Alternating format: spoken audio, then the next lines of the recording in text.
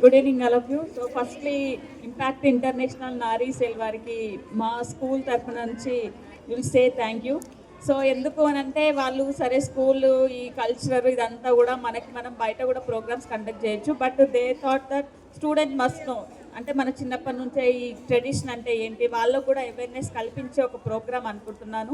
And మేము చేస్తాము, మీరు కాంపిటీషన్ చేయించేసేయండి, మేము వచ్చి ప్రైజెస్ ఇస్తామని కాకుండా నిన్నటి నుంచే వాళ్ళు ఫాలో అప్ చేస్తున్నారు. మేమే ఈ టైంకి వస్తామని టైం స్లాట్ తీసుకొని వాళ్ళే మెటీరియల్ అంతా ఇచ్చి మనకి బాగా హెల్ప్ చేశారు. అంటే మీరే మొత్తం మెటీరియల్ మేము వచ్చి ఇస్తాం అనకుండా మనకి ముగ్గులతో కలర్స్తో సహా వాళ్ళే తెచ్చి ఇచ్చి మళ్ళీ ప్రైజెస్ కూడా ఇస్తున్నారు.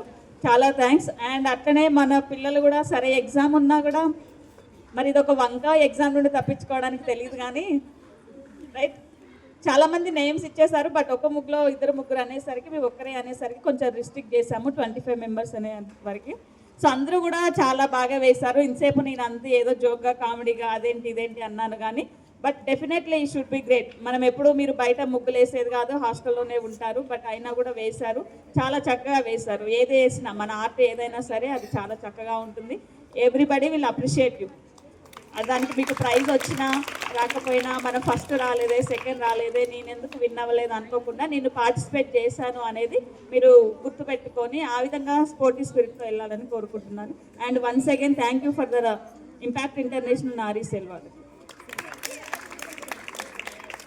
ఇందులో పార్టిసిపేట్ చేసి ఒక అడుగు ముందుకు వేశారంటే గెలిచినట్టే లెక్క. అది ఫస్ట్ సెకండ్ అది గెలవడం ముఖ్యం.